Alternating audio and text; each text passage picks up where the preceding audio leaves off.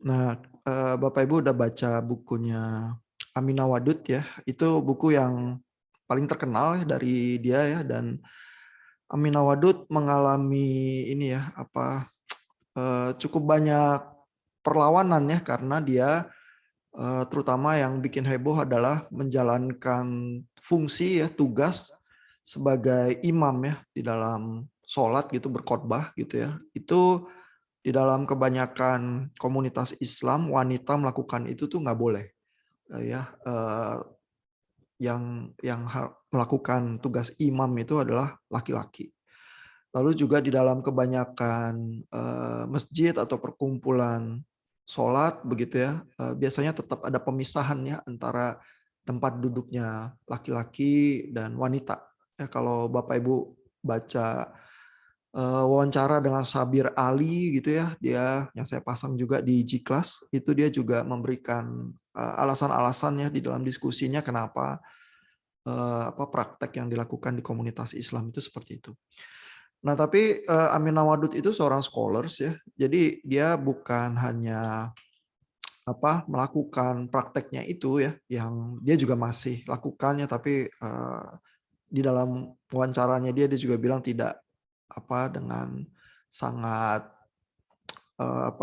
heboh atau banyak beritanya ya, tetapi lebih karena diam-diam dan permintaan komunitas supaya tidak terlalu menjadi banyak kontroversi gitu ya. Nah, tapi dia juga seorang penafsir ya, dan dia bergulat dengan hermeneutikanya. Ya, jadi bagaimana menafsir teks-teks itu ya yang Bapak Ibu baca untuk bahan minggu ini ya. Jadi itu chapter 4 ya, saya pilih di bagian tengah bukunya ya. Terutama Aminah Wadud itu bergulat dengan berbagai atau beberapa terminologi ya. Yang pertama itu soal ini ya, darajah. Ini kalau ke bahasa Indonesia di telinga kita sangat familiar ya, seperti derajat begitu ya.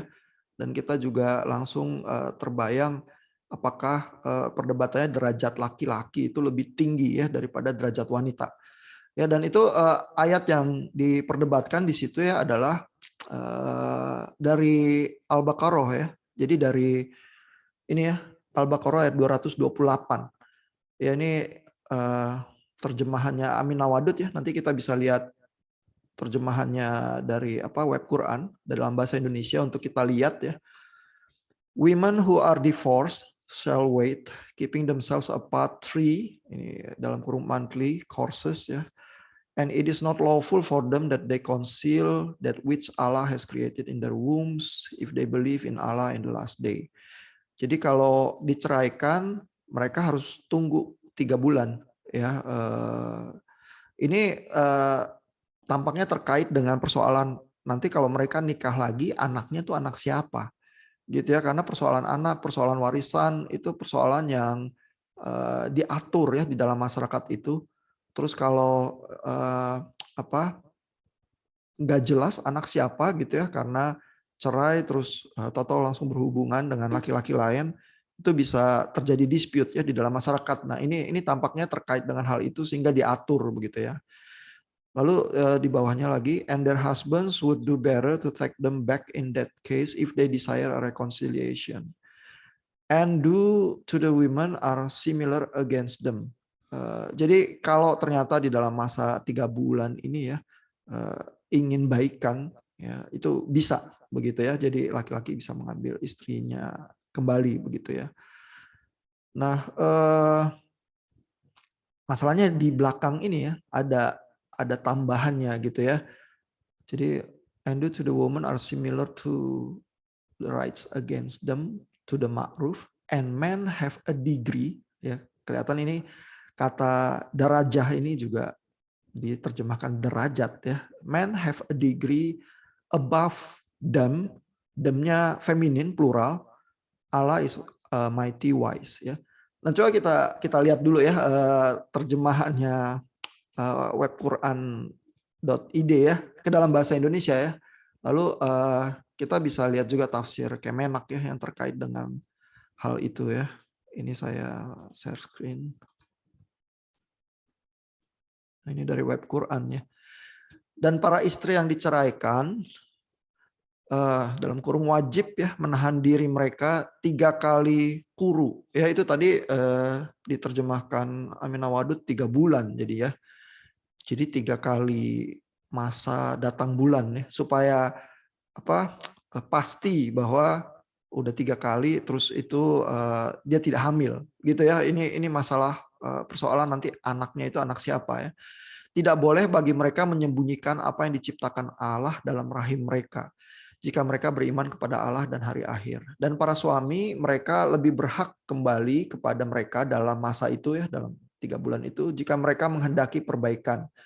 Dan mereka, maksudnya para perempuan mempunyai hak seimbang dengan kewajibannya menurut cara yang patut. Nah, ini terus ayat yang dipermasalahkan itu soal derajat itu ya. Tetapi para suami mempunyai kelebihan di atas mereka. Ya, jadi kata derajatnya itu jadi kelebihan. Ya, Allah Maha Perkasa, Maha Bijaksana. Nah, gimana tafsirnya ya? Jadi apa maksudnya kelebihan itu, gitu kan? Apakah memang secara esensi ya derajatnya laki-laki itu lebih tinggi dari perempuan? Itu yang menjadi persoalannya dan berusaha ditafsir juga oleh Amin Nawadud itu ya. Ini tafsir Kemenak ya. Jadi persoalan itu ya harus menunggu itu 3 kali kuru baru boleh kawin dengan laki-laki lain ya. Nah ini ada semacam asbab al-nuzulnya ya, kenapa muncul seperti itu ya, ini di paragraf yang ini ya, pada masa jahiliyah, maksudnya sebelum Islam ya, di kalangan istri-istri yang tidak jujur sering tidak mengatakan bahwa dirinya telah hamil ya, jadi persoalan hamil itu yang menjadi penyebab kenapa ayat itu turunnya. Setelah idahnya habis, dia kawin lagi dengan laki-laki lain, maka tidak lama sesudah kawin lahir anaknya, terjadilah perselisihan dan pertengkaran antara kedua suami istri. Apabila mantan suami tidak mengakui bahwa itu anaknya, ya jadi suami yang barunya bilang itu anak dari laki-laki yang lama, suami yang lama. Nah itu maka teraniayalah bayi yang tidak bersalah itu disebabkan ibunya tidak jujur ketika masih dalam masa idah. Jadi itu problemnya ya, dijelaskan backgroundnya ya. Nah lalu ini juga ada bagian yang boleh rujuk itu ya. Nah tapi ini bagian yang soal kelebihan itu ya, yang di akhir ayatnya ini ya. Kemudian firman Allah mengatakan bahwa perempuan itu, ini masih hak yang seimbang ya. Sebentar. Nah ini di bagian bawahnya ya.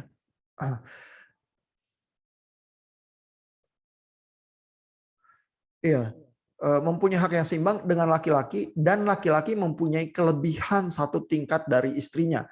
Ya, itu tadi ya persoalan derajat itu ya. Nah, kelebihannya apa ya? Adalah menjadi dalil bahwa dalam amal kebajikan mencapai kemajuan dan dalam segala aspek kehidupan, lebih-lebih dalam lapangan ilmu pengetahuan, perempuan dan laki-laki sama-sama mempunyai hak dan kewajiban. Ya, jadi ini kalimatnya masih berusaha menekankan kesamaan ya.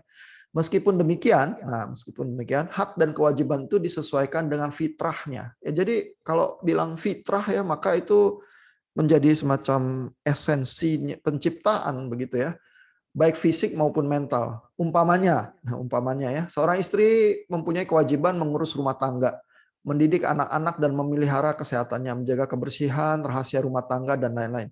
Sedang suami sebagai kepala keluarga bekerja dan berusaha untuk mencari nafkah yang halal guna membelanjai istri dan anak-anak. Dalam keluarga rumah tangga, suami dan istri adalah mitra sejajar. Nah ini masih sebenarnya cukup egaliter ya, karena beberapa kali ditekankan persoalan kesejajaran ya, saling tolong menolong, bantu membantu dalam mewujudkan rumah tangga sakinah yang diridhai Allah Subhanahu wa taala. Perbedaannya adalah untuk saling melengkapi dan kerjasama. Ya, jadi ini sebenarnya tafsirnya lebih cenderung komplementer ya, saling melengkapi, kerjasama, bukan sebagai sesuatu yang bertentangan dalam membina rumah tangga bahagia.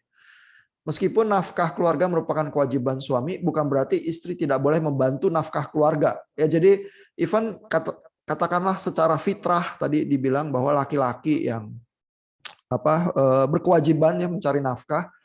Kalau istri itu kewajibannya di rumah tangga begitu ya. Tetapi bila istri itu boleh ya membantu nafkah keluarga. Nah, terus tapi ada lanjutannya, tetapi bila istri mengeluarkan biaya nafkah rumah tangga itu hanya sebagai tabaru, bukan sebagai kewajiban. Ya, jadi kelebihan itu tadi ya, derajat itu dimaknainya suami itu berkewajiban menafkahi. Ya, bila suami jatuh miskin karena pemutusan hubungan kerja atau sakit yang menjadikan ia tidak bisa memberi nafkah, maka istri berkewajiban membantu biaya rumah tangga. Tetapi bila suami sudah berkemampuan memberi nafkah, maka ia wajib mengganti biaya yang telah dikeluarkan oleh istri. Kecuali istri tersebut rela tidak diganti, maka nafkah yang telah dikeluarkannya menjadi bantuan sukarela kepada rumah tangga. Gitu. Jadi kalau istri bantu, itu suami wajib juga ganti ya kalau udah bisa cari nafkah lagi. Begitu. Jadi kelebihan itu ya, perbedaan derajat itu ya, kelebihan derajat kalau kita mau bilang, jadi kalau kita gabung begitu ya, itu dimaknainya lebih kepada kewajiban fungsi mencari nafkah itu. Ya, nah terus ini ada di bagian terakhirnya ya, dalam masyarakat perempuan boleh berlomba dengan laki-laki untuk mencari kemajuan dan berbuat amal kebajikan. Ya kalau ada orang menuduh bahwa Islam tidak memberi kemerdekaan asasi kepada perempuan, itu adalah tuduhan yang tidak benar. Islamlah yang mula-mula mengangkat derajat perempuan setinggi-tingginya sebelum dunia yang maju sekarang ini sanggup berbuat demikian. Begitu ya. Jadi ini kembali konfirmasi ya, didukung kesetaraan laki-laki dan perempuan begitu ya. Jadi Aminah Wadud sih mungkin bisa cukup senang ya dengan cara tafsir, dan kalau itu tafsir Kemenak ya, tampaknya diterima secara cukup luas ya di Indonesia jadinya, tafsir yang semacam itu. Tapi kalau melihat tulisannya Aminah Wadud ya juga tampaknya bukan berarti nggak ada problem ya di komunitas atau negara atau masyarakat yang lain ya, karena Wadud itu spesifik ya, mengkritisi bagian yang ini ya, dan mengusulkan cara pembacaan dia ya, yang nggak terlalu berbeda ya dari cara bacanya tafsir Kemenak itu.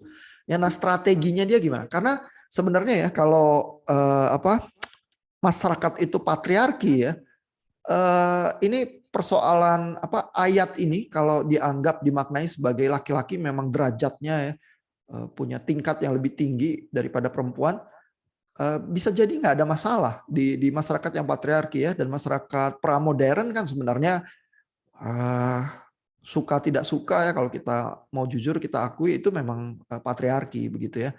Nah masalahnya adalah karena kita bergeser kepada modernitas, bagaimana membaca ayat ini.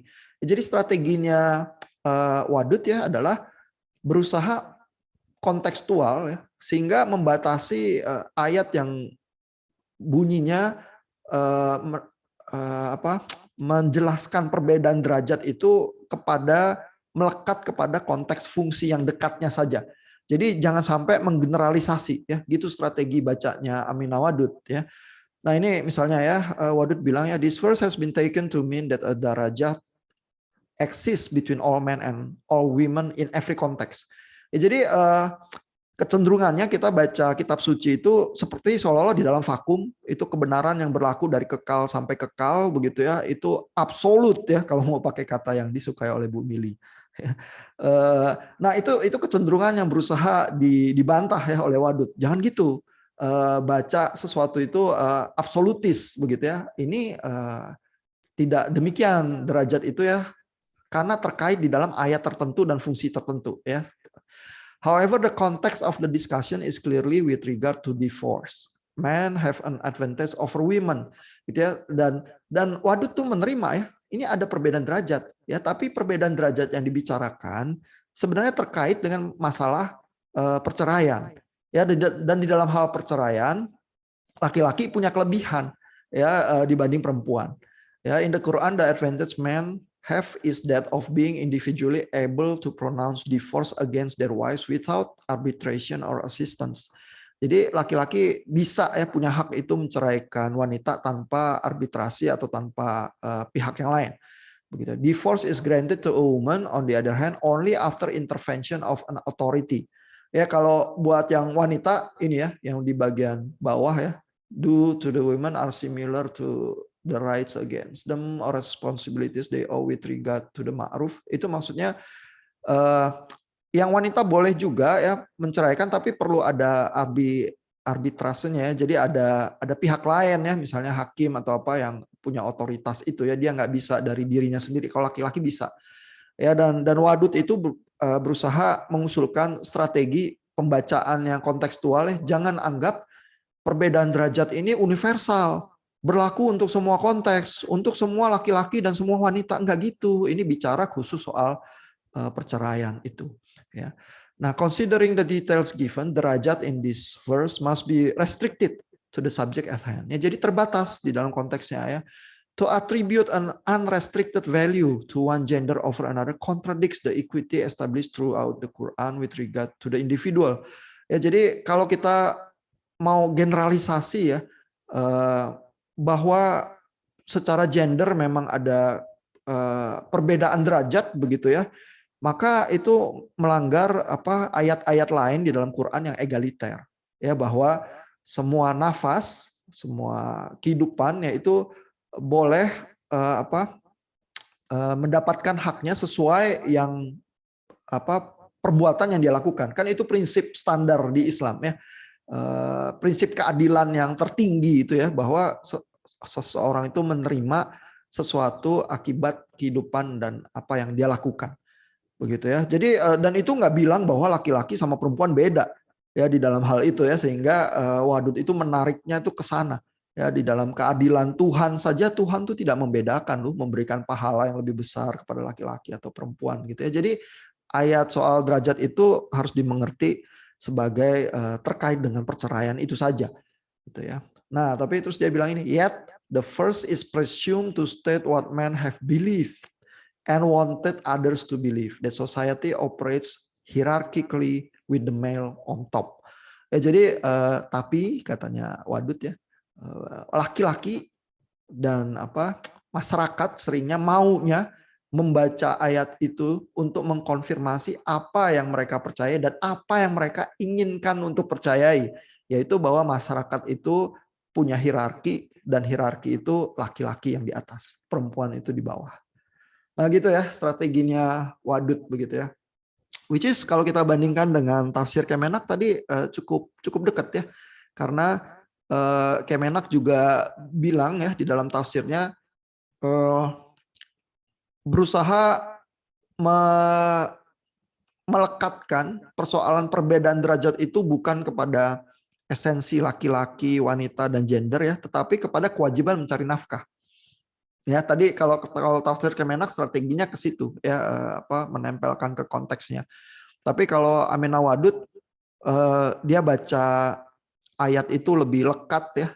Jadi dia bilang ayatnya soal perceraian kok gitu ya. Jadi jangan kemana-mana gitu ya. Jangan menggeneralisasi ya, jangan baca di dalam vakum gitu ya. Seolah-olah itu kebenaran absolut tentang semua wanita, semua laki-laki di sepanjang masa sampai kekal gitu ya. Baca kontekstual gitu. Nah, itu usulannya Wadud itu ya. Terus Wadud juga handle ayat itu ya, An-Nisa 34 itu yang terkenal itu juga ya di bagian belakang, tapi kata yang dipermasalahkan di ayat 34 itu bukan derajat ya, melainkan fadala itu ya, kelebihan itu. Itu secara harafiah artinya Tuhan itu prefer laki-laki dibanding perempuan ya, fadala itu ya. Nah, mungkin tapi sampai di sini dulu ya. Saya tuh pengen meng-highlight strategi membacanya. Ya, jadi katakanlah Aminah Wadud punya pandangan yang lebih ideal terhadap masyarakat seperti apa yang harusnya dibangun di atas pembacaan Quran. Lalu dia mengusulkan ya gimana cara strategi membaca Qurannya begitu ya. Yang bukan tanpa perdebatan dan bukan tanpa kesulitan sih ya, karena Aminah Wadud tetap menjadi figur yang cukup kontroversi ya di banyak komunitas-komunitas Islam. Nah, sampai situ dulu. Ada komentar atau pertanyaan? Gimana menurut Bapak Ibu cara baca Aminah Wadud itu?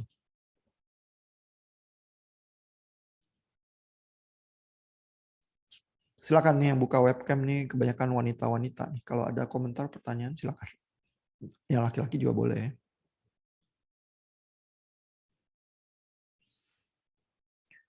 Setuju Pak. Setuju sama siapa? Setuju sama Aminah Wadud ya maksudnya, Bu Mili ya? Oh, ngangguk Bu Mili. Nah, tapi kan Bu Mili juga di dalam textingnya, saya baca ya di forum itu kan bilangnya adalah, tapi lantas bagaimana ya dengan nilai kebenaran absolut yang diyakini, begitu ya? Itu mungkin itu pertanyaan yang bergema bukan cuma di komunitas Islam, di komunitas Kristen juga gitu ya, karena kan tetap ya ada arus yang lebih patriarki ya, pemikiran baca Alkitabnya, ada arus yang lebih cenderung progresif dan feminis begitu ya. Nah, terus lalu yang resah adalah, loh, kok kayaknya baca kitab suci itu jadi subjektif begitu ya.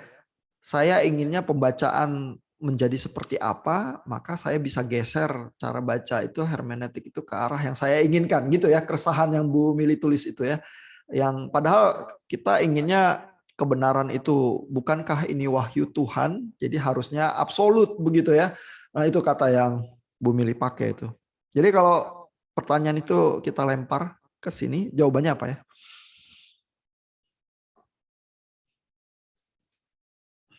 Atau kalaupun nggak menjawab mungkin bisa mengomentari aja ya dengan keresahan yang lain atau apa, boleh juga ya, karena jawaban sih mungkin bisa sulit bisa mudah ya. Silakan Bapak Ibu kalau ada komentar. Bu Diana kelihatannya berpikir keras sih. Saya mau nanya, cuman agak berisik di sini, Pak. Nggak apa-apa Bu, kan perpustakaan ya itu ya. Enggak, bukan. Oh bukan. Iya. Ya jadi saya cuma mikir, maksudnya kan kalau pembacaan hermeneutik sebenarnya sih mau bagaimanapun akan tetap subjektif ya, kayak manapun gitu ya. Kayaknya kalau kita untuk mengetahui kebenaran absolut tuh akan, ya maksudnya akan selalu ada chance kita tuh salah gitu. Anyway, untuk yang mengenai Amina Wadud tadi, saya cuma berpikir gitu bagaimana Amina Wadud itu menjelaskan gitu ya. Berarti kan oke, saya ngerti maksudnya dia membaca di dalam konteks perceraian gitu ya. Tapi bagaimana dia menjelaskan kenapa Al-Quran sendiri itu harus mengklasifikasi gitu. Kalau untuk saat kayak untuk apa sih tadi, kayak edukasi, mencari nafkah itu equal, tapi when it comes to marriage ada perbedaan. Itu yang pertama. Yang kedua,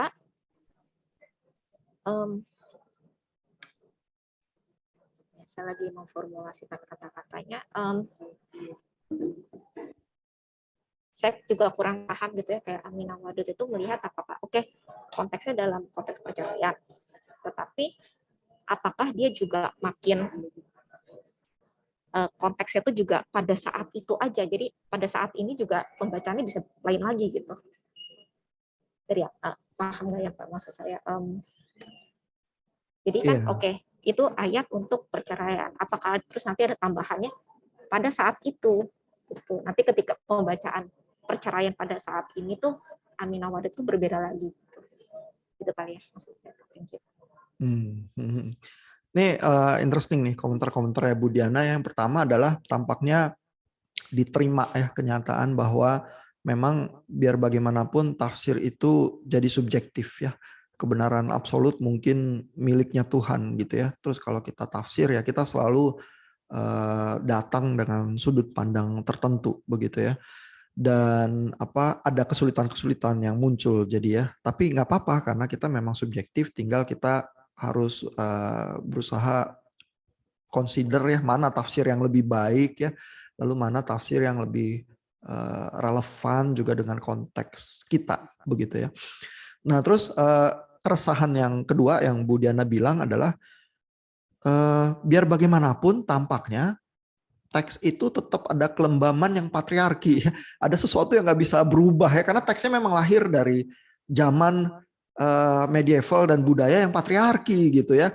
Karena Bu Diana tuh bilang, ya tapi kan tampaknya Aminah Wadud juga menerima ya bahwa di dalam hal perceraian, ya oke lah dia melimit ya konteks itu ke dalam perceraian saja begitu ya. Tapi di dalam hal perceraian dan pernikahan tampaknya ya jadi ada perbedaan ya antara laki-laki sama perempuan juga ya, dan itu diterima ya oleh Aminah Wadud gitu ya. Nah jadi teks itu punya ini ya, punya daya daya apa? Daya rekatnya ya, nggak mau digeser gitu ya, karena teks itu bunyinya seperti itu ya. Nah, lantas keresahan lanjutannya adalah, jadi apa kalau kita aplikasi ya, maka pada langkah berikutnya seseorang seperti Wadud itu akan bilang bahwa eh, ya yang perceraian itu pun itu sebenarnya konteks medieval ya, sehingga kalau kita mau aplikasiin ke zaman sekarang, ya kalau sekarang wanita mau menceraikan laki-laki harusnya juga jadi sederajat gitu ya, karena itu sebenarnya walaupun di teksnya ada perbedaan soal perceraian di dalam hal laki-laki dan wanita, zaman sekarang mungkin praktek Islam yang baik juga mungkin nggak harus seperti itu gitu ya, karena toh ada perbedaan waktu dan perbedaan konteks. Nah di bukunya memang di bagiannya itu sih Aminah Wadud nggak menjelaskan lebih jauh ya prakteknya yang sekarang yang dia usulkan soal perceraian seperti apa. Di kebanyakan komunitas Islam tampaknya secara mayoritas di Indonesia juga tetap hak cerai itu di laki-laki ya. Masih seperti itu prakteknya. Yang menjadi concern Wadud adalah dia ingin supaya ayat itu tuh tidak begitu cepat orang melompat langsung bilang bahwa secara gender ada perbedaan derajat esensial yang membedakan laki-laki dan perempuan, dan itu overall ya, general di dalam semua kasus dan semua ini ya konteks begitu. Itu yang dia berusaha hindari gitu ya. Jadi proyeknya dia di situ itu memberikan tafsir alternatif ya. Ayat itu boleh ada dan kita harus sadar terhadap konteksnya itu ya, dan bacanya ya sesuai konteksnya itu juga, jangan melebar kemana-mana, jangan membaca di dalam vakum gitu. Itu yang dia usulkan sih. Ya mungkin proyeknya masih menyisakan ya pekerjaan-pekerjaan tafsir berikutnya gitu ya. Tapi dia memulai langkahnya itu tuh di buku itu ya. Jadi saya kalau baca mungkin kayak Aminah Wadud ini ya usahanya hanya mitigasi gitu ya Pak, untuk mengurangi apa sih kayak pembacaan ini sampai kemana-mana, tapi pada esensinya dia tidak merubah pembacaan bahwa ada perbedaan derajat. Iya. Itu barusan tadi pagi ada kelompok di kampus itu merenungkan ini ya, kitab Efesus 5 itu ya, household code ya, ayat-ayat tentang keluarga ya, yang Paulus tuh bilang suami istri kamu tunduk kepada suami sama seperti kepada Tuhan gitu ya. Terus suami kasihilah istri ya seperti Kristus mengasihi jemaat. Ya, terus di ayat 24 itu bahkan ada kata-kata Paulus tuh bilang istri takutlah kepada suami gitu ya. Itu phobetai ya. Itu kata yang biasanya dikenakan kepada Tuhan juga ya, takut kepada Tuhan gitu ya. Nah, terus kalau kita pikir-pikir ya, ini Paulus ini patriarki atau enggak sih? Gitu ya. Itu pertanyaan kita juga ya, seringnya ya kalau baca kitab suci ya. Nah, di dalam konteks yang memang jelas patriarki ya di abad pertama Masehi itu ya, itu nggak bisa ya kita keluar dari itu, kayak ikan disuruh melompat keluar dari air tuh nggak bisa ya. Even seluruh bahasa yang dipakai itu juga bahasa patriarki gitu ya sebenarnya ya.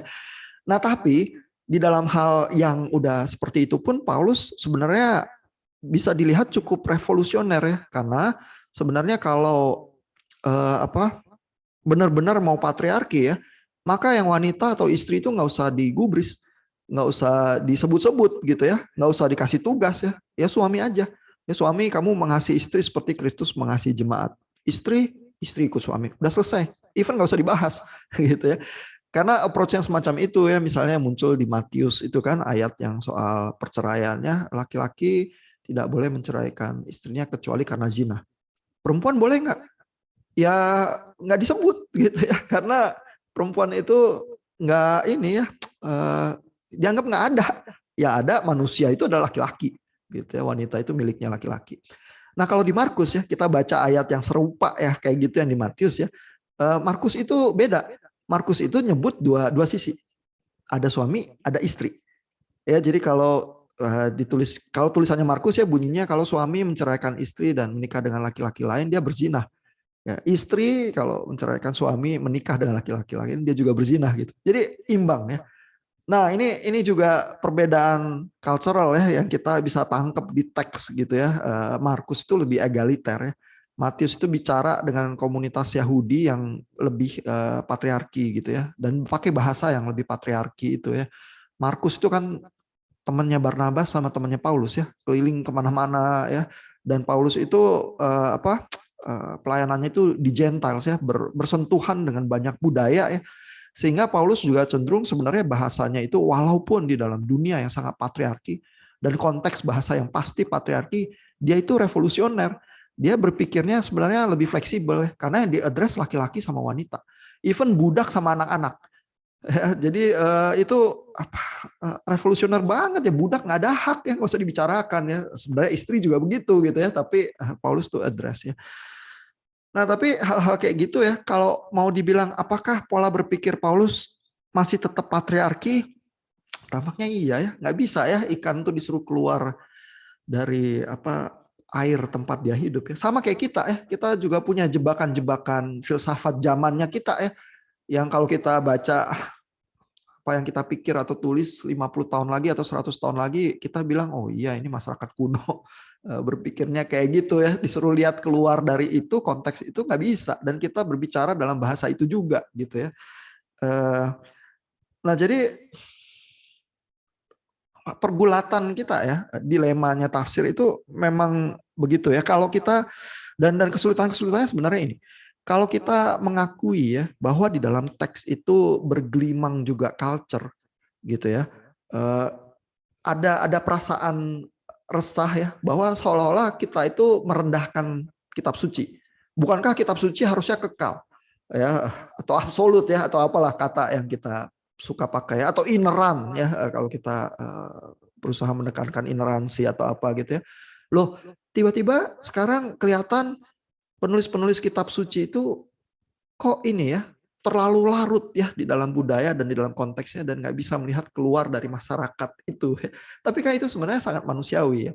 Dan di dalam konteks Kristen ya, sebenarnya konsep pewahyuannya menyediakan ya, firman itu memang selalu berinkarnasi ya, tidak menyediakan person kepribadian orang-orang yang menulis dan lain sebagainya. Penulis-penulis Alkitab itu tetap pakai bahasa mereka, gaya mereka bercerita dan seterusnya, dan pengetahuan mereka yang bisa jadi juga ada keterbatasan begitu ya.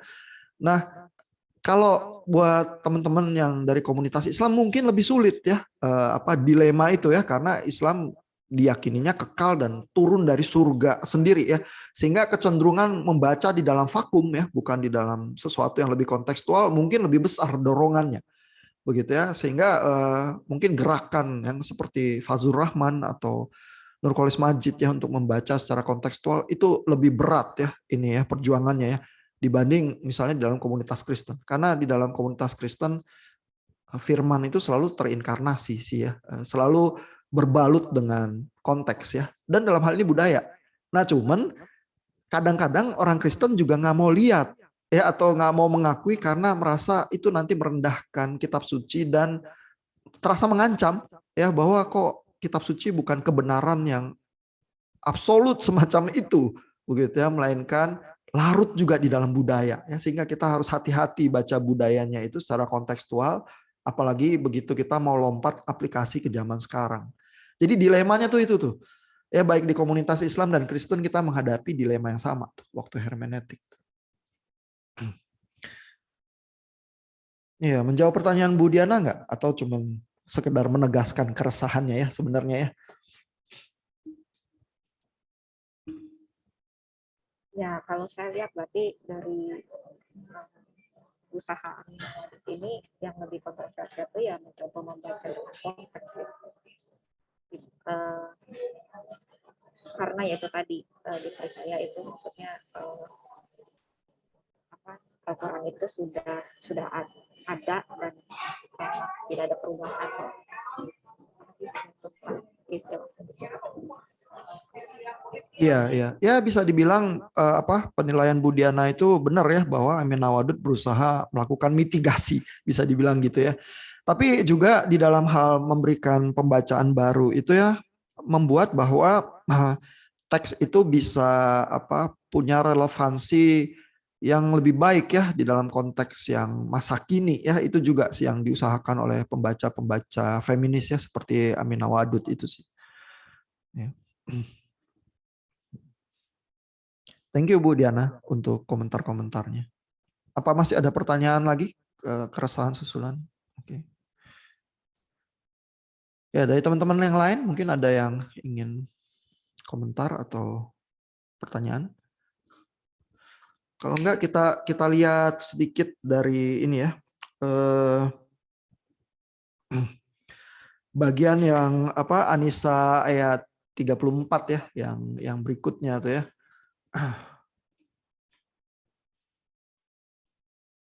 Nah ini ya ayatnya ya. Kata yang didiskusikan di sini tuh ini ya, fadala ini ya. Itu kata yang muncul di sini ya.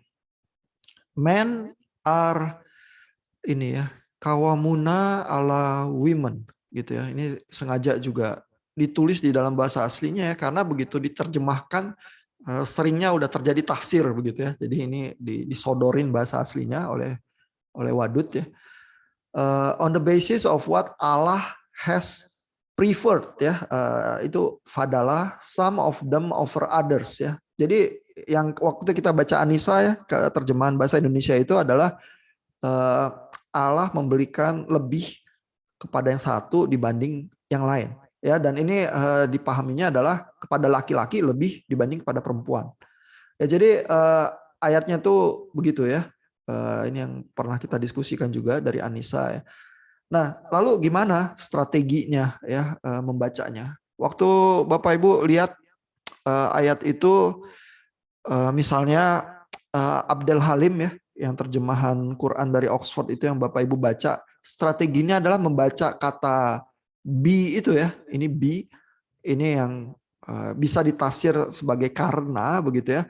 Tapi Abdel Halim itu mengusulkan be ini adalah lebih baik instrumental daripada kausal ya. Instrumental itu artinya dengan cara ya, dengan cara memberikan nafkah ya. Ini yang bagian berikutnya dari ayatnya begitu ya. Jadi Allah itu prefer sebagian dibanding yang lain dengan lewat cara nafkah yang diberikan kepada perempuan gitu ya. Itu usulannya Abdel Halim tuh. Nah ini Amin Nawadud ada kemiripan juga ya strateginya ya. Di sini dia bilang, I want to point out that this correlation is determined on the basis of two things. What preference has been given, what they spend of their property for support of women. Ya, jadi terkait dengan nafkah ini juga ya, yang nomor 2, it as a socio-economic norm and ideal. Ya, jadi ini persoalan fungsi pencarian nafkah yang menjadi semacam bayangan bagaimana masyarakat yang ideal itu berfungsi, begitu ya. Lalu di sini ada diskusi tentang kata be itu tadi ya. Be are determined on the basis of what comes after be. In this verse it means that men are qawwamuna ala women only if the following two conditions exist ya. Jadi kembali bacanya kontekstual ya. Melekat kepada bagian yang didiskusikan itu ya, kepada bagian nafkah itu. Ya, the first condition is preference and the other is that they support the women from their means ya. Jadi kalau mereka, kondisi-kondisinya adalah kalau mereka memberikan nafkah kepada yang wanita ya, bahwa baru terjadi preference ini. If either condition fails, then the man is not kawam over that woman. Begitu ya. Jadi coba kita baca ini ya. Kawam ini kalau di terjemahan bahasa Indonesia itu jadinya apa gitu ya. Kita lihat Anissa. Sebentar. Ini saya share lagi dari web Quran. Anissa ayat 34 ya.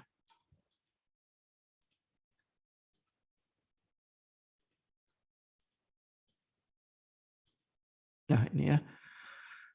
Laki-laki suami itu pelindung bagi perempuan. Ya, nah ini kata yang dipilih di bahasa Indonesia ini lebih kawamun, ini lebih ini ya, lebih ya tergantung ya, bisa dibaca patriarki bisa enggak ya, tapi lebih soft ya dibanding misalnya bahwa laki-laki itu apa lebih tinggi daripada wanita atau apa ya, pilihan katanya laki-laki itu pelindung bagi perempuan.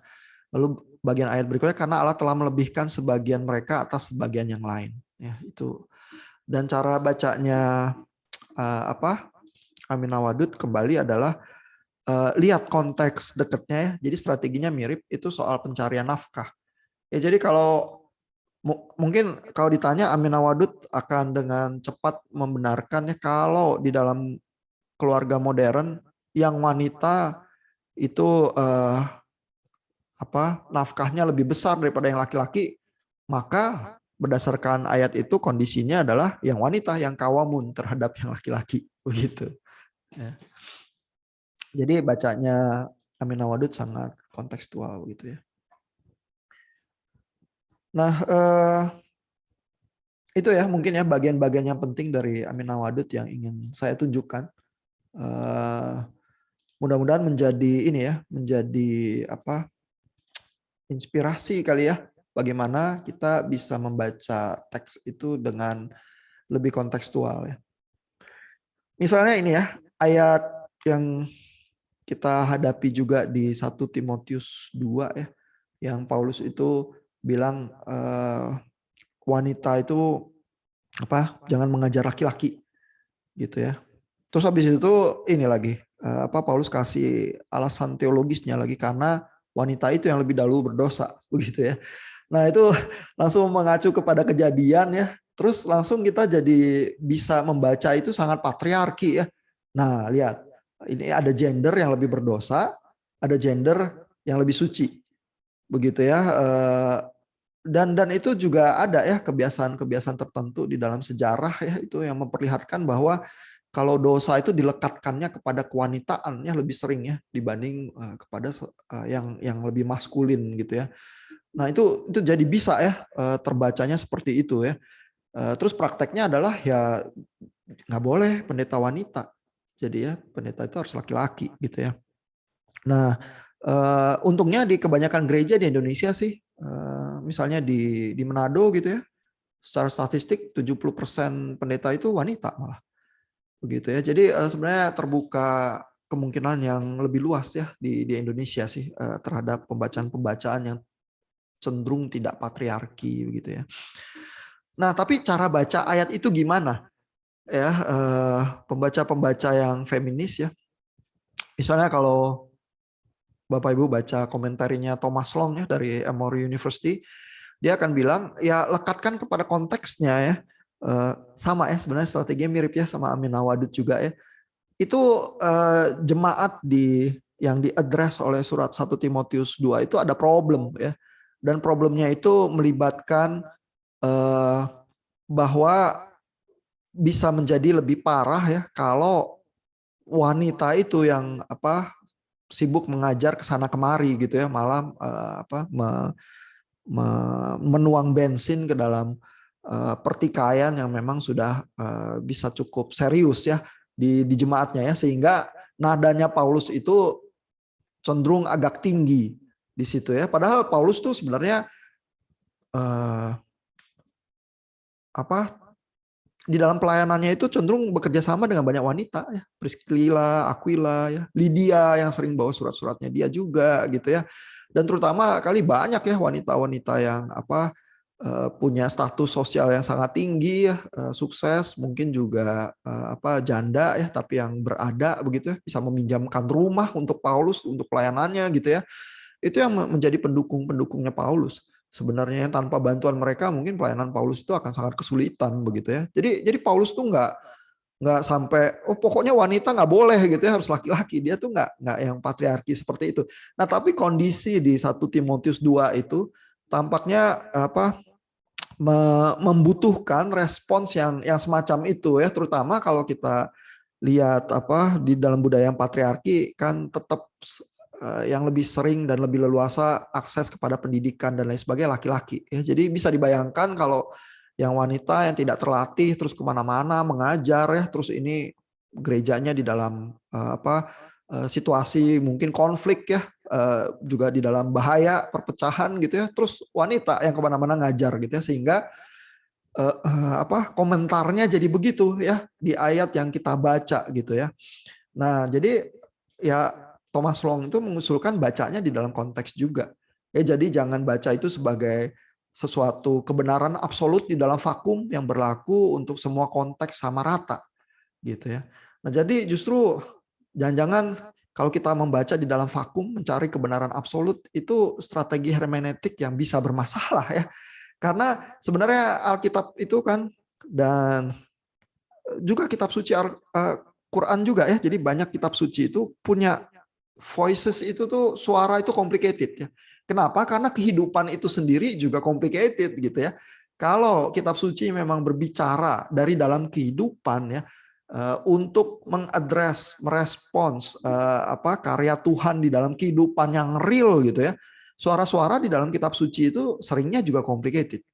Ya, kalau kita mau sederhanakan ya, jadi cuma satu sisi aja, bahwa sisi yang ini aja yang kebenaran dan ini absolut gitu ya.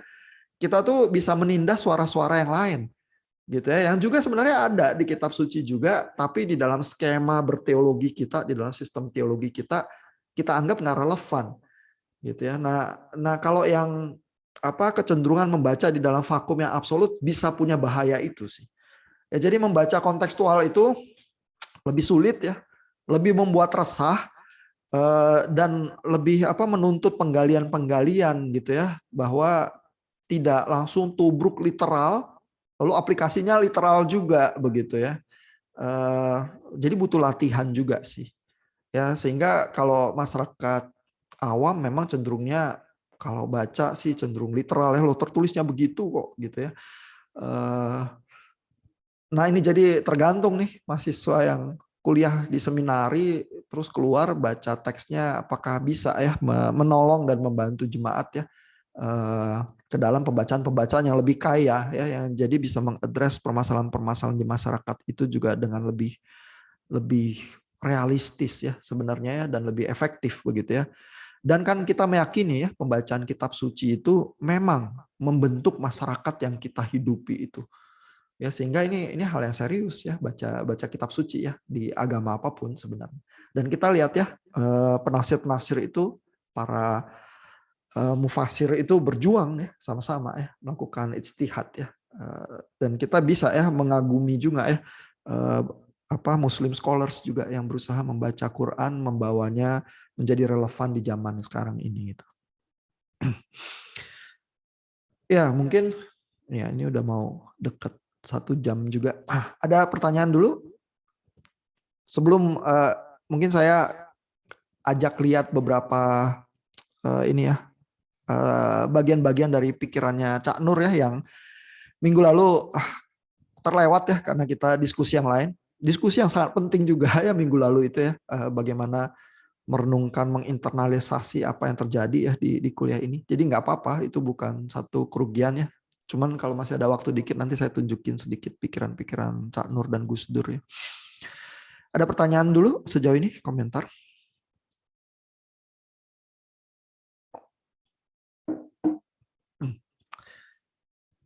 Oke, kita coba lihat tulisannya Said soal Cak Nur ya. Nah, jadi sebenarnya ya, walaupun tadi kita lihat bahwa mungkin buat teman-teman dari komunitas Muslim itu membaca kontekstual itu cukup berat ya tantangannya. Tapi sebenarnya di dalam tradisi yang cukup klasik, cara baca yang kontekstual itu dengan melihat alasan kenapa satu ayat itu turun ya, asbab al-nuzul gitu ya, itu udah terbiasa dilakukan oleh komunitas Islam. Ya, justru mungkin orang Kristen ya yang tradisi historical kontekstual itu kalau sampai ke level yang sangat awam itu mungkin susah ya. Orang awam kalau di jemaat awam di gereja cenderung bacanya tetap literal ya. Kayak nggak punya strategi apa-apa untuk hermeneutik gitu ya. Karena kan memang ya kebanyakan gereja juga nggak melatih kali ya atau mengajar jemaatnya untuk punya hermeneutik dasar atau apa ya, karena itu dianggapnya itu adalah makanannya mahasiswa seminari gitu ya. Jadi jemaat tetap tetap pokoknya terima aja ya dari khotbah yang dari mimbar itu. Tapi kalau membaca Quran, melihat asbab al-nuzul itu cukup ini ya, cukup terbiasa gitu ya, dan dipraktekkan juga di dalam khotbah-khotbah begitu ya. Nah, tapi yang dipraktekkan Cak Nur ya, itu lebih luas tuh daripada sekedar asbab al-nuzul yang klasik. Ya, jadi buat di sini ya di bagian ini Abdullah Said ini mengomentari ya, for Nurcholish, the Quran did not appear in a vacuum. Ya, jadi kembali ya itu menghindari membaca di dalam vakum kebenaran absolut yang berlaku general untuk semua konteks, karena kitab suci itu nggak seperti itu ya. For this reason, if one is to understand the Quran, one must study the context ya in which it was revealed. Context has a broader meaning than linguistic context ya. Jadi bukan cuma persoalan linguistik, grammar begitu ya, bahasa asli ya. For Nurcholish, it means the cultural, political, economic, social, legal, and moral context. He also has a rather perceptive comment on asbab al-nuzul ya. Jadi yang biasa kalau konteks baca Quran adalah asbab al-nuzul ini, occasion of revelation ya. Tapi buat Nurcholish ini lebih luas daripada ini ya. Traditionally, asbab al-nuzul are taken to mean the specific occasion on which a verse or verses were revealed ya. According to him, they should be taken to mean instead the context of that revelation. Jadi konteks itu apa ya? Politis, kultural, ekonomik, sosial, legal, moral, semuanya. Begitu ya, bukan cuman eventnya apa ya yang memicu ayat itu. Nah, itu yang lebih klasik ya, kalau itu asbab al-nuzul. Tapi even asbab al-nuzul ini ya, praktek memikirkan sebenarnya ayat itu turunnya kenapa ya, dan kisah di belakangnya seperti apa, ini juga udah kontekstual gitu ya. Misalnya kalau dibandingkan ya dengan orang Kristen yang baca 1 Timotius 2 ya, seringnya di dalam diskusi-diskusi yang secara umum itu tidak muncul ya pertanyaannya, kenapa ya sampai Paulus ngomongnya seperti itu? Gitu ya, padahal itu sebenarnya strategi baca yang di dalam klasikal Islam itu sangat sering ya, asbab al-nuzul gitu ya. Yang ada adalah sering diskusinya adalah ya udah Paulus ngomongnya gitu ya, bahwa wanita nggak boleh ngajar laki-laki ya, kenapa kamu betot ke sana kemari ya tafsirnya ya, supaya bunyinya nggak begitu loh, katanya memang begitu kok, ya udah kamu yang wanita nggak boleh ngajar laki-laki, selesai gitu ya. Jadi terlalu ini ya, terlalu polos ya, terlalu flat ya cara bacanya ya, sehingga nggak ada ruangan untuk pembacaan yang kontekstual sedikit pun ya, seringnya ya strateginya. Nah, tapi Nurcholish Majid ini jauh lebih luas ya daripada asbab al-nuzul. Ini Said mengutip langsung ya kata-kata Nurcholish Majid di sini ya. Jadi misalnya Cak Nur itu bilang kenapa ya Quran itu selalu pakai istilah-istilah perdagangan ya, ini traders jargon ya, karena yang diadres itu kebanyakan paham perdagangan ya. Misalnya yang tidak mengikuti jalan yang lurus akan merugi gitu ya di hari akhir gitu ya. Jadi kalau pedagang tahu ya, jangan sampai rugi gitu ya, maunya untung gitu ya. Nah, kalau jemaat Bapak Ibu ini ya banyak pedagang, apalagi banyak konglomerat ya, pakai bahasa-bahasa perdagangan ya. Mereka paham benar ya, menghindari ya, rugi itu bisa habis kehidupan gitu misalnya ya. Nah, itu yang dilakukan Quran ya, dan terlihat ya di dalam gaya bahasa even yang dipakai oleh Quran begitu ya. The Quran also says that God never sends any messenger except with the language of his people. Begitu ya. Makanya juga bahasa Arab mengambil tempat yang sangat penting ya.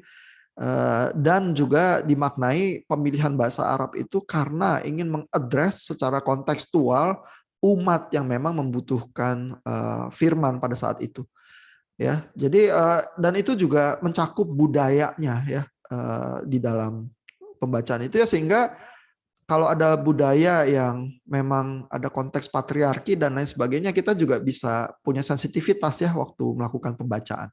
Ya gitu usulannya pembacaan kontekstualnya dari Cak Nur ya. Nah, misalnya ini persoalan Ini dari Anissa ayat 3 ya, persoalan poligami ya, beristri 4 itu ya. Ini Cak Nur itu bilang ya bahwa Islam allows only up to 4 because at the time of the prophet the number was unlimited. Ya, jadi sebenarnya nuansanya adalah pembatasannya, bukan bahwa kamu tuh boleh lo sampai 4 ya. Dibuat maksimal aja biar 4 gitu, enggak gitu ya. Sebenarnya adalah ya jangan, lebih baik 1 begitu ya. So there is a reduction, not an allowance. Ya, jadi bukan mengizinkan, tapi sebenarnya mereduksi ya, melimitasi ya. If the reduction continues progressively, then you come to the idea of one wife. Ya, jadi kalau reduksi itu mencapai yang ideal, ya berarti 1 istrinya. Gitu ya, itu yang dikatakan Cak Nur ya, baca ayat itu, kalau lihat konteksnya begitu ya, dan memahami bahwa itu pembatasan begitu ya, maka yang ideal adalah 1 begitu ya, istrinya gitu ya. Jadi banyak ya, ini berbagai contoh lagi ya, pembacaan-pembacaan yang lebih kontekstual ya, terhadap ayat-ayat yang menghasilkan kesulitan di zaman modern ya. Ada ini ya, ada bagian Gus Dur juga membaca ayat soal wanita itu, sebentar mana ya, coba saya cari ya. Nah ini ya, jadi di sini ya, ini dikutip ya oleh Abdullah Said ya, persoalan Gus Dur menginterpretasi persoalan istri sampai 4 itu ya. Ini Gus Dur bilang gini, I do not agree with the permissibility now of having more than one wife. Ya, dia juga sama seperti Cak Nur, nggak setuju ya lebih dari 1 istri ya. We shall develop consensus that will disallow that. Why? My thinking is in line with the verse which says that if there is a fear among you of injustice, then a man can have only one wife. Ya, jadi di ayat itu juga Anissa ayat 3 itu dibilang kalau kamu takut nggak bisa berlaku adil, ya lebih baik 1 istri. Nah, masalahnya kata Gus Dur ya, who should decide on the issue of justice? Jadi siapa yang harus memutuskannya apakah adil atau enggak? Ya. Nah, the woman is the object, not the subject. In this matter, then there should be a referendum and the woman should decide. Ya, jadi kata Gus Dur ya, kalau mau tentuin ya, sebenarnya laki-lakinya bisa adil atau enggak, ya harus wanita yang tentuin.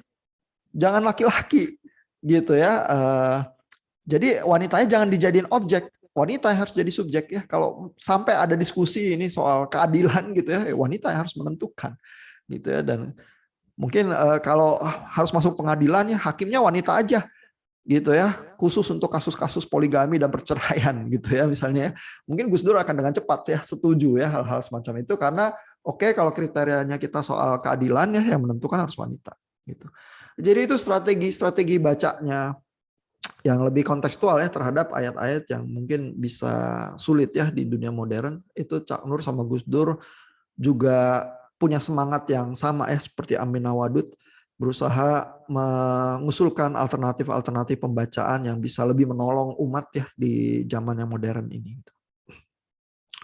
Ya, mungkin itu ya beberapa bagian yang ingin saya tunjukkan. Bapak Ibu bisa baca lagi ya papernya dengan lebih teliti ya, dan berusaha lihat ya strategi hermeneutiknya gimana. Begitu ya, karena bisa jadi kita bisa belajar banyak ya dari penafsir-penafsir ini juga di dalam membaca kitab suci Kristiani, dan terlebih lagi memahami ya bagaimana pergulatan dan pergumulan teman-teman kita di komunitas Islam. Ya. Ada pertanyaan, komentar?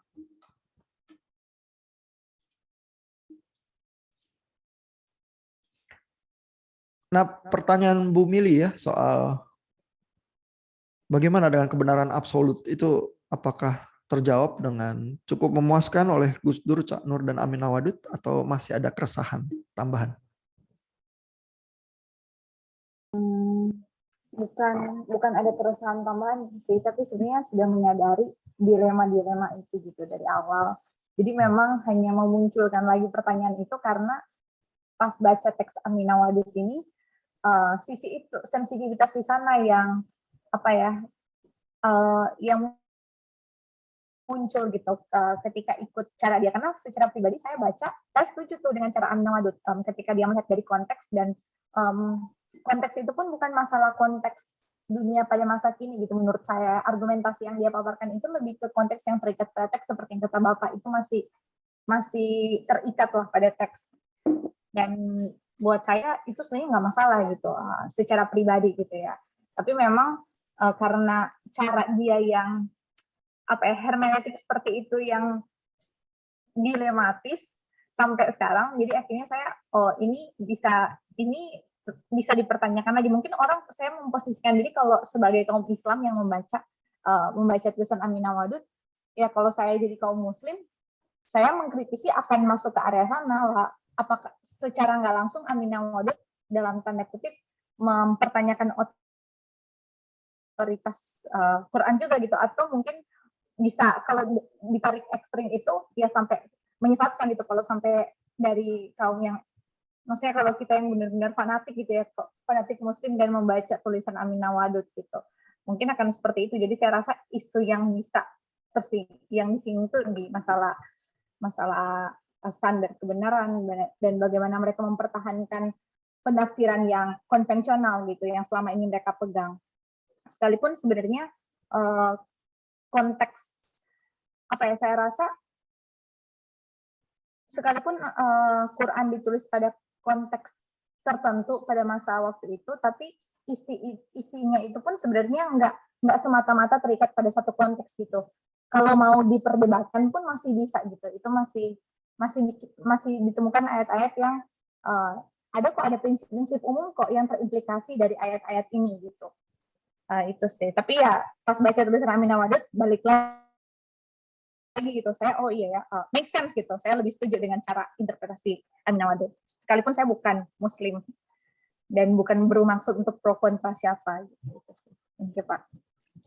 Ya, jadi thank you Bu Mili, ini komentarnya. Memang di masyarakat yang lebih tradisional ya bisa ya memahami Aminah Wadud itu sebagai mengancam otoritasnya kitab suci ya. Terutama karena praktek-praktek yang mungkin lebih berwarna patriarki itu juga diwarisi di dalam tradisinya ya. Karena kalau dilihat di masyarakat atau di kehidupan kok tidak seperti yang Aminah Wadud baca gitu ya. Dan Aminah Wadud kan terkenal sebagai figur yang bahkan menjadi imam ya di dalam khotbah sholat Jumat begitu ya. Oh, ini nggak beres nih Aminah Wadud ya. Jadi di dalam yang cenderung warnanya lebih tradisional bisa ya mencurigai Aminah Wadud semacam itu, dan memang terjadi ya. Jadi memang tinggal seberapa ya sebenarnya ijtihad itu ya, dan bagaimana membaca lagi secara segar ya kitab suci itu bisa dilakukan dengan cukup meyakinkan, diterima luas ya oleh komunitasnya ya, dan terkodifikasi juga di dalam misalnya hukum-hukum atau tradisi ritual yang dilakukannya di dalam kebiasaan umat beragama itu. Paling tidak ya kalau dari yang Al-Baqarah 228 tadi ya, kalau kita bandingkan dengan tafsir Kemenak, tampaknya sih nggak begitu jauh ya Aminah Wadud sama Kemenak ya. Tapi memang ayat yang bagian mungkin yang An-Nisa 34 atau An-Nisa 3 ya soal poligami itu mungkin sih di situ lebih ruwet lah ya ini ya tafsirnya ya. Nah, iya jadi memang kalau kita baca kitab sucinya ternyata bergesekan dengan tradisi atau kondisi yang ada di masyarakat atau pemahaman umum gitu ya, itu memang jadi lebih berat ya, terasa ya ada gesekan itu ya. Dan pada saat kita suarakan kitab suci itu langsung ya berbenturan ya pikiran-pikiran dan visi-visi tentang masyarakat gitu ya. Nah tapi ya sesungguhnya kalau kita baca kitab suci itu seperti itu, pada saat itulah kitab suci lagi berbicara lagi ya kepada masyarakatnya itu ya. Dan reformasi dan sebagainya itu kan terjadinya sebenarnya pada saat itu ya. Pada saat kitab suci itu menghasilkan percikan itu lagi ya. Di tengah-tengah bagaimana kita memikirkan hidup bermasyarakat itu gitu. Jadi kalau kita cuma sekedar ya udah kita terima aja yang ini udah apa adanya, jangan dipertanyakan lagi. Ya mungkin justru kalau begitu secara masyarakat memang kita nggak maju kemana-mana begitu ya. Jadi disinilah tantangannya. Tidak berarti semua pembacaan kitab suci sama benarnya atau anything goes ya, terserah orang mau apa terus jadi bisa ya, enggak juga kan. Penafsir itu disiplin ya. bergeraknya di sekeliling teks itu ya. Teks itu nggak langsung tahu-tahu dipelintir ke arah yang nggak tahu ke arah mana, terus bentuknya berubah sama sekali, kan nggak bisa gitu. Ya, jadi dan di situ itu ya memang perlu latihan-latihan. Dan Bapak Ibu kan sekarang menjalani latihan-latihan itu ya di dalam berbagai bentuknya. Harapannya tentu juga adalah nanti bisa menolong masyarakat ya menjadi lebih baik dengan bacaan-bacaan kitab sucinya sih. Jadi tugas utamanya itu bukan sekedar nulis tesis terus lulus terus dapat ijazah sih. Tapi mudah-mudahan tesisnya nanti juga produktif ya Bu Mili, memikirkan soal warisan. Dan kalau baca Alkitab Perjanjian Lama, jelas itu warisan anak sulung lebih besar daripada warisan anak bungsu, dan warisan laki-laki lebih besar ya daripada warisan wanita gitu ya. Nah, terus tiba-tiba kitab suci Perjanjian Baru ngomong soal ini lagi ya, warisan Kristus ya, sebagai apa, anugerah Tuhan dan lain sebagainya. Nah, lantas gimana gitu ya. Ini ada Bu Tirma nanya, saya penasaran kalau Ibu Wadud beropini tentang perkawinan beda agama. Kira-kira jadinya apa ya Pak? Nah ini, iya. Saya nggak tahu tuh apa komentar Aminah Wadud ya soal pernikahan beda agama ya. Tapi Aminah Wadud itu ya kalau Bapak Ibu baca biografinya ya, dia itu anak pendeta. Terus convert dia jadi Islam gitu ya. Menghidupi perbedaan agama ya, dan bahkan friksi-friksi internal di agamanya sendiri itu udah jadi makanan dia seumur hidup kali ya. Jadi mungkin sih secara personal dia bisa jadi nggak punya masalah ya dengan itu ya. Apalagi konteks budaya Amerika itu sangat apa multikultural ya. Jadi mungkin sih dia cenderung apa lebih bebas ya soal itu ya. Apakah opini Aminah Wadud yang semacam itu bisa diterima di Indonesia? Mungkin lebih sulit sih. Ya, itu tapi dugaan ya, harus dicek sih ke tulisan-tulisannya Aminah Wadud apa benar dia pernah yang mengadres hal itu. Thank you Bu Tirma, ini tampaknya lagi di kendaraan tapi ikutan nanya dan meramaikan. Ada komentar Bu atau pertanyaan?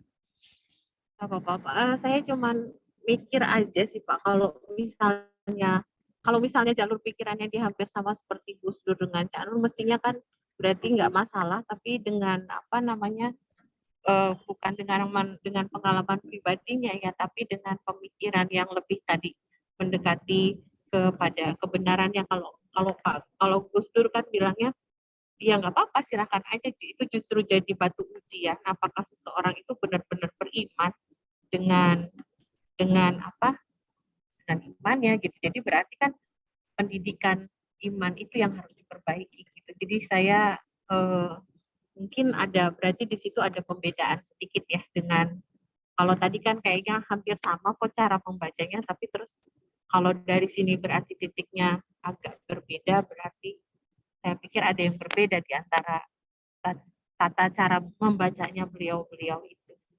Itu aja Pak. Soalnya kalau saya lihat perkawinan beda agama kan, kalau dari MUI kan pembacaannya sangat tradisional ya, bukan dibebasin, malah dibilang tidak diperbolehkan gitu. Padahal kalau di kitabnya sendiri dibilangnya kan kalau ahlul kitab boleh gitu. Jadi ya ada tata cara yang membacanya itu ijtihadnya jadinya sangat berbeda. Gitu aja Pak. Terima kasih.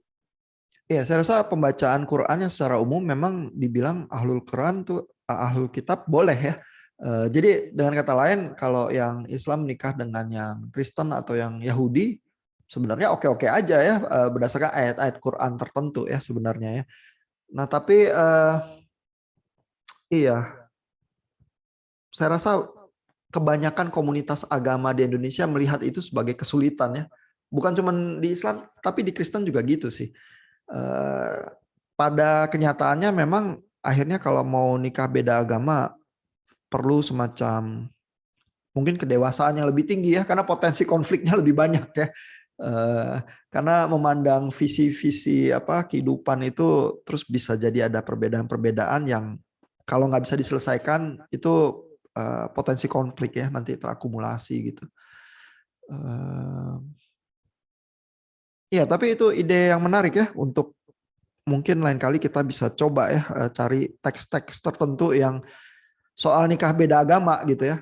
Walaupun mungkin permasalahannya sih lebih minor dibanding soal poligami atau soal ini ya feminisme begitu ya. Itu mungkin cakupan-cakupannya lebih luas. Tapi pernikahan beda agama sering juga ya jadi pertanyaan, terutama di kalangan muda ya. Jadi mungkin menarik juga sih untuk dipikirkan lebih jauh. Thank you Bu Tirma. Punten Pak, tadi saya cuma mau menambahkan informasi. Kalau memang perempuan itu, kalau untuk menjatuhkan talak memang haknya itu ada di lelaki. Tapi kalau itu kan talak yang lisan ya Pak ya. Tapi kalau misalnya perempuan itu boleh mengajukan gugatan cerai kok ke pengadilan agama. Jadi si perempuan juga sekarang kalau di Indonesia punya hak untuk melakukan gugatan cerai, tapi talak lisan tidak bisa, dia memang nggak punya. Jadi jadi mungkin di situ bedanya antara talak lisan. Tapi kalau misalnya untuk dia memastikan haknya, misalnya karena dia sudah ditinggal, dia boleh kok Pak punya hak untuk mengajukan gugatan cerai ke pengadilan agama. Gitu. Itu aja tadi Pak yang saya mau tambahkan untuk konteks Indonesia. Apakah prosedurnya pengajuan gugat cerainya itu tepat sama Bu, laki-laki dan perempuan, dan nggak ada perbedaan sama sekali kalau secara pengadilan? Nggak ada bedanya Pak kalau di pengadilannya. Tapi kalau misalnya untuk talak lisan yang misalnya dengan mengatakan saya pisah ranjang sama kamu gitu, atau saya ceraikan kamu, itu kan udah talak satu. Nah itu yang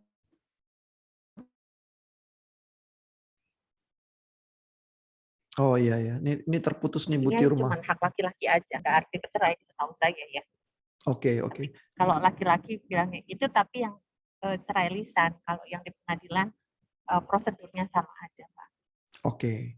Berarti kita menghidupinya secara tafsir agama tetap laki-laki yang boleh talak, tapi secara tafsir hukum kehidupan masyarakat ada kesamaan derajat ya antara laki-laki sama perempuan ya. Perempuan juga boleh cerai ya.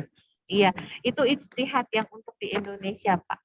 Yang makanya tadi saya membaca yang ijtihad tentang perkawinan agama itu Kak, beda agama. Kalau di tafsir yang di tafsir tradisional kan dibilangnya jadi malahan tidak diperbolehkan. Kalau MUI kan bilangnya tidak diperbolehkan karena alasannya masyarakat Indonesia itu muslimnya mayoritas. Bagaimana mungkin kita bisa menemukan pasangan kita di luar yang imannya berbeda gitu. Jadi diharuskan yang sama. Nah, itu yang tadi saya pikir tata caranya berbeda sekali membacanya gitu. Dan kalau yang soal untuk yang perceraian itu memang itu perjuangannya perempuan Indonesia itu untuk melindungi ya haknya wanita yang udah ditinggal-tinggal gitu, untuk status yang lebih jelas. Ya, interesting nih, ini informasinya menarik ya buat kita bisa tahu ya.